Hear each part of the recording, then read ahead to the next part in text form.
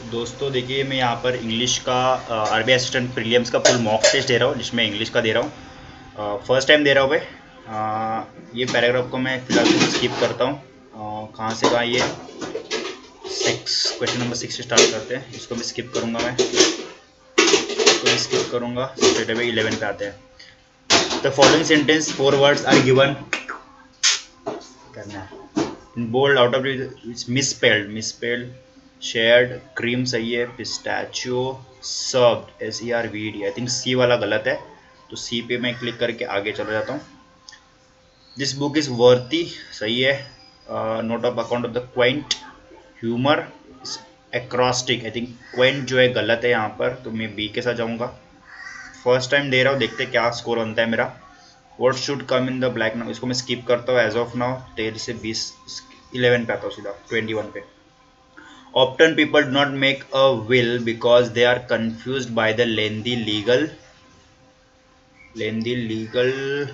talk नहीं होगा, legal discussion jargon, legal conversation, legal dialogue, discussion jargon क्या होता है मुझे पता नहीं इसका कुछ।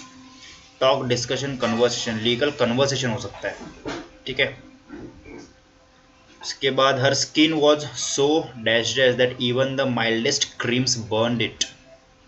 सिंपैथेटिक, ट्रिकी, सेंसिटिव हो सकता है, तो कॉमन सेंस है, सेंसिटिव हो सकता है, सही सही हो जाए। The use of rings as a symbol of dash dash love enshrined in marriage can be traced back thousands of years. Okay, the use of rings is a symbol of everlasting love, decade. Ephemeral love in marriage can be traced back thousand. Everlasting हो सकता है इसका, क्योंकि यहाँ पर ये positive and है, तो इसका जो मीनिंग होगा वो भी पॉजिटिव ही होगा।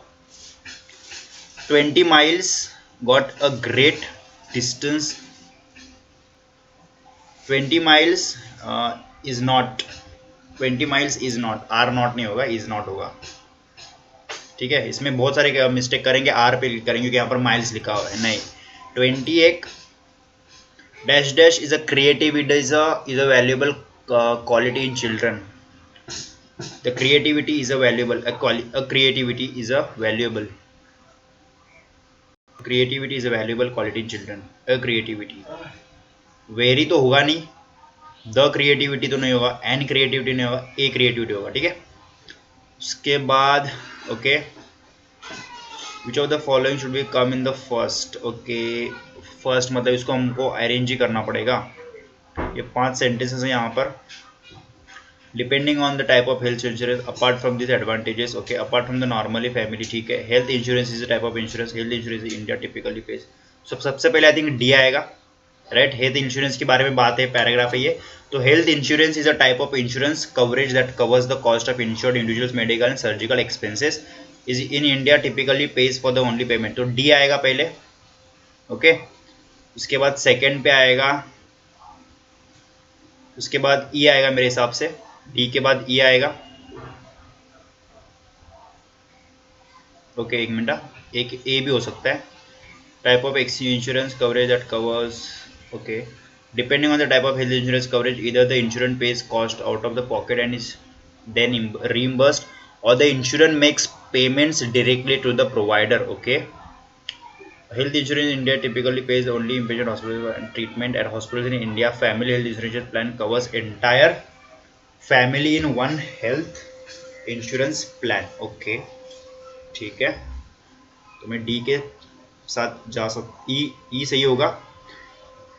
थर्ड पे आई थिंक मुझे लगता है ए आएगा, depending on the type of health insurance coverage इधर इंश्योरेंस पेज, ये सही होगा यहाँ पर। थर्ड पे ए आएगा। Apart from this advantages, apart from normal family insurance plan, senior citizen insurance plan of older people in family which provides coverage and protection from the health issue during the old age, C होगा fourth पे, और उसके बाद D होगा last, B होगा last पे, ठीक है। I don't know, first time दे रहा हूँ मैं, तो ये ओके। फर्स्ट पे जाते हैं अभी जो बचे हुए सेंटेंस क्वेश्चंस को कवर कर लेते हैं यहाँ पर। ये बोल रहा था 1 to 7, तो 8 9 10 पे क्या है, okay.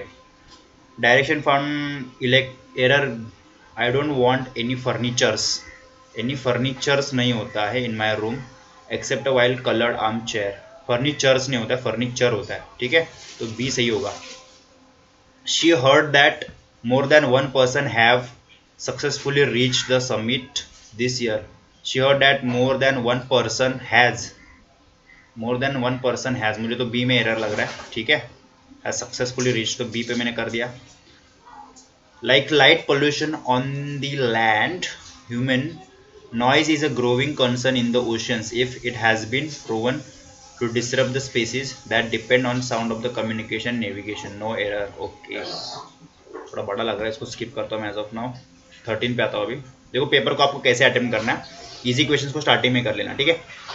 Logistics can be traced all the way back to the Greek and Roman empires but it's undergone several major transformation as a new technologies. Embargo, headway, कुछ पता नहीं, इसका कुछ नहीं लग रहा है।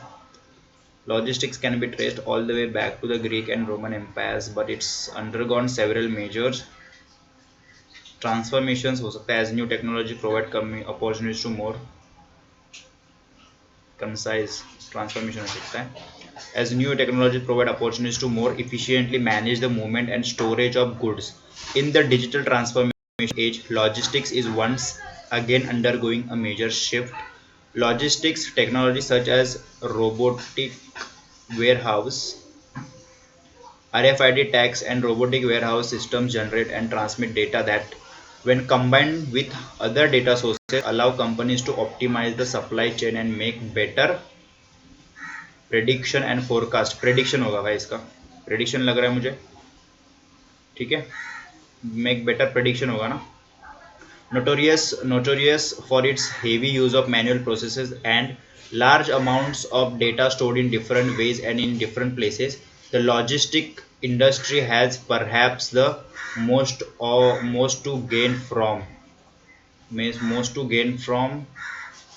थिंकिंग इम्प्लीमेंटिंग न्यू टेक्नोलॉजी होगा ना, रिस्पेक्टिंग इग्नोरिंग कुछ नहीं होगा ना, कॉमन सेंस लग रहा है यहाँ पर।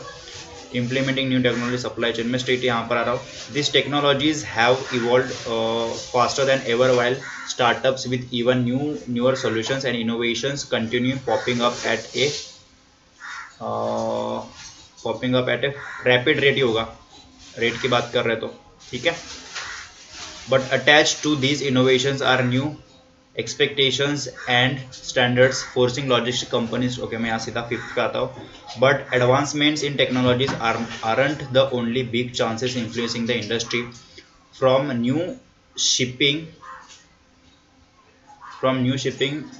restrictions to growing global, okay, from new shipping feedbacks to growing global tensions की बात कर रहा है, तो from new shipping organisations to growing global tensions and trade wars, okay, तो नेगेटिव आएगा यहाँ पर, तो फ्रॉम न्यू शिपिंग रिस्ट्रिक्शन होगा यहाँ पर, या फिर रिस्ट्रिक्शन या फिर अलाउंस लग रहा है मुझे, समझ में नहीं आया सेंटेंस, ठीक है। रिस्ट्रिक्शन अभी मार्क फॉर रिव्यू करता हूँ मैं यहाँ पर। ये आगे बढ़ते हैं हम लोग, अभी 6 नंबर पे आते हैं। For example carriers are already working hard to meet the global 0.5% sulfur cap which goes into effect on January 1, 2020. It would affect up to procrastinate feel up to adhere to effect up to, it will affect up to ships, ठीक है, affect होगा, ये affect करेगा ना ship को। अब आते सीधा 7 नंबर पे, काफी लंबा देख रखा है यार ये तो, 7 और 8 है। The European economy has also been going into a downturn as Brexit concerns continue weighing heavily on European countries. The US economy has also been growing weaker. All of these issues are signaling a possible global inflation. Inflation की बात करेगा ना ये, diversity, destruction, stagnancy, inflation ही होगा ये तो, नहीं inflation नहीं, inflation और एक होता है deflation, wait, the European economy has also been going into a downturn, तो नेगेटिव हो रहा है ये, तो नेगेटिव सेंस दे रहा है statement. And the US economy has also been growing weaker, all of this issues are signalling a possible global inflation, मतलब होता है ज़्यादा, डाइवर्सिफिकेशन, डिस्ट्रक्शन, स्टैग्नेंसी, रेक्सेशन हो सकता है, कुछ मीनिंग नहीं, तुक्का मार रहा हूँ मैं तो, देखते सही आता है नहीं। एलिमिनेट करना आना चाहिए ऑप्शंस को भी, which would make things much more, अभी देखो मच मोर डिफिकल्ट होगा ये, क्योंकि नेगेटिव सेंटेंस था पीछे वाला, तो ये डिफिकल्ट होगा, ठीक है। अब आते फर्स्ट वाले क्वेश्चन पे। अभी भी मेरे पास जो टाइम बचा हुआ है 9 मिनट्स बचा है अभी भी, तो इसको मैं आराम से अभी पढ़ के कर सकता हूँ, ठीक है। 1 से 7 ही, 10th वाला क्यों नहीं किया हम लोग ने। Okay, like light pollution on the land, human noise is a growing concern in the oceans if it has been proven to disrupt the species that depend on sound of communication and navigation. Okay, सी तो नहीं लग रहा है मुझे। like light pollution on the land, human noise is growing concern in the oceans if it has been proven to disrupt. Okay, C पे click करता हूँ मैं, तुक्का मार रहा हूँ, ये भी मार्क फॉर रिव्यू करता हूँ, ठीक है। बाद में टाइम है बचेगा तो हम लोग थोड़ा इसको वापस से देखेंगे, ठीक है। देखते हैं, फर्स्ट टाइम दे रहा हूँ, कितना मार्क्स आएंगे पता नहीं। व्हाट इज द ऑपरेटिंग, मैं सीधा क्वेश्चन पढ़ूंगा, अभी इतना बहुत लंबा पैसेज दे के रखा है, आप पढ़ सकते हो, बहुत ही बड़ा है पैसेज है ये, ठीक है। आप यहाँ पर देख सकते हो ये कितना बड़ा पैसेज, आप ये देखिए बहुत बड़ा है। एक मिनट में नेक्स्ट क्वेश्चन पे आता हूँ, क्योंकि मुझे यहाँ पर ये कुछ वर्ड्स भी दिख रहे हैं, तो इसका कुछ अपोजिट या फिर ऐसा कुछ पूछा रहेगा, ठीक है। Give the antonym of the word estimated, estimated मतलब अप्रोक्सीमेट, प्रेडिक्टेड नहीं होगा, इन्फर्ड, गैदर्ड, कॉम्प्यूटेड। एस्टिमेटेड मतलब होता है ठाम, तो प्रेडिक्टेड होगा, ठीक है। मतलब प्रेडिक्टेड मतलब जो फिक्स नहीं है, तो एस्टिमेटेड का मतलब होता है फिक्स होना, तो प्रेडिक्शन ही हुआ ना, प्रेडिक्शन मतलब फिक्स नहीं होता, तो उसको हम लोग बोलते हैं प्रेडिक्शन। प्रेडिक्टेड सही हो जाएगा यहाँ पर, ऐसा लग रहा है मुझे। Give the nearest synonym for the written, अभी रिटेन करना मतलब क्या होगा, रिलिंक्विश नहीं होगा। एडमोनिश मतलब किसी को चिल्लाना, एनर्वेटिंग या फिर परपेचुएटिंग, राइट। परपेचुअल जो होती है ना चीज़, मतलब बाहर जो लंबे समय तक टिकी रहती है, इसको हम लोग बोलते हैं परपेचुअल, ठीक है। तो ये लग रहा है मुझे सही होगा यहाँ पर। उसके बाद what is the primary business of Netflix, okay ये क्वेश्चन है, और कुछ क्वेश्चन पूछा है। Identify the with respect to the passage, okay. What was the total long-term debt incurred by Netflix as of 31st December 2020? अब मैं यहाँ पर सीधा 31st December 2020, देखिए यहाँ पर मिला मुझे, as of December the company has 16 billion in long-term debt which accumulated, 16 billion इसका सही आंसर हो जाएगा, ऑप्शन नंबर भी। देखिए कैसे मैंने यहाँ पर कर दिया इसको सॉल्व, ठीक है। अभी 6 नंबर पे तो है क्लियर, 6 पे आते हैं, अभी ट्रू को बाद में देख लेते हैं। What is the primary business of Netflix, platform production company, headquarter Los Angeles, net found 1957 में फाउंड किया गया था। Primary business is a subscription based streaming service offering, ठीक है। तो देखिए यहाँ पर मुझे मिल गया ऑप्शन नंबर सी, ये वाला, ठीक है, टिक कर दिया। बहुत ईजी है मेरे हिसाब से, तो इतना डिफिकल्ट भी नहीं है। अभी 3 ही क्वेश्चन बचे, अभी मेरे पास 6 मिनट बाकी है, ठीक है। और 6 पे देखिए क्या आ रहा है यहाँ पर, 6 नहीं, 6 को छोड़ते हैं हम लोग। What is the operating income of Netflix in 2020 and it's return percentage in S&P 500 stock market index during 2000। मैं सीधा भी 2010 देखूंगा, क्वेश्चन में कहाँ दिख रहा है मुझे, मतलब पैराग्राफ में कहाँ दिख रहा है, 2010 कहीं पर भी, यहाँ देखिए यहाँ दिख रहा है मुझे 2010। तो the company expanded internationally in 2010 with streaming available in Canada followed by Latin America and the Caribbean. Netflix enter the content production of 2010, ठीक है। यहाँ पर कुछ नहीं मिल रहा है अपने को, परसेंटेज भी हम लोग देख सकते हैं कहाँ पर मिल रहा है, ये ऑप्शन से भी आप चेक कर सकते हो। ऑप्शन में जो परसेंटेज देके रख रहे हैं आपको कहीं पर भी दिख रहा है क्या, 2 बिलियन, ये तो सब वर्थ है, यहाँ पर प्राइस देके रखा है, ये देखिए लास्ट में मिला ना, दिखा ना आपको 3693, तो 3693 एक ही ऑप्शन में आपका, वही आपका आंसर होगा।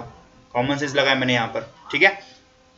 Give the antonym of the word accumulated, accumulate का मतलब होता है स्टोर करके रखना, ठीक है।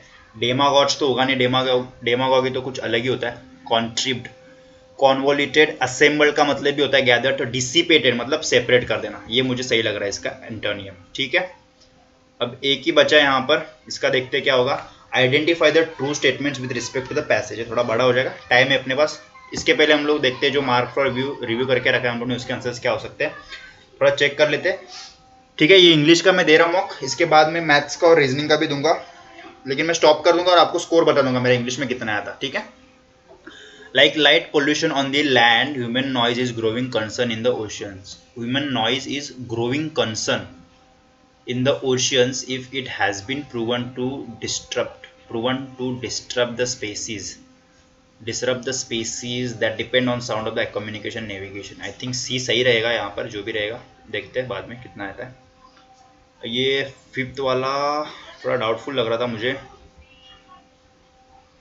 From new shipping dash dash restriction, from new shipping restrictions to growing global tensions and trade wars and predicted economic restrictions.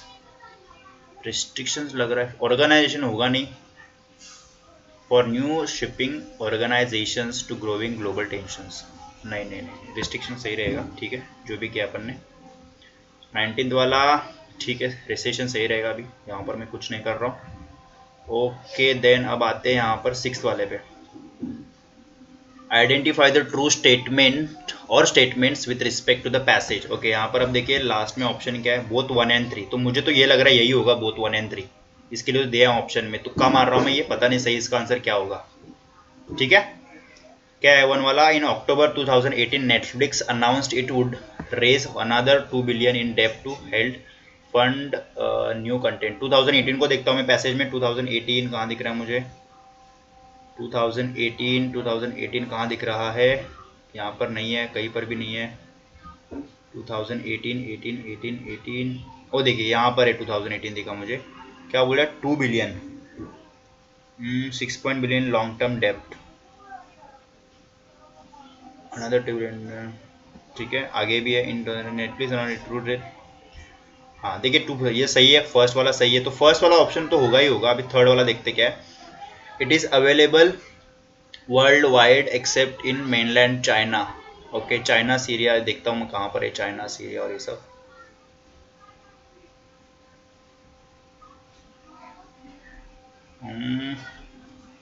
Due to US sanctions it is available world except in, हो सकता है ये सही हो जाए। I think ये सही है, बिल्कुल सही है। थर्ड वाला भी कहीं पर यहाँ पर दिया होगा, इतना टाइम नहीं है। ठीक है,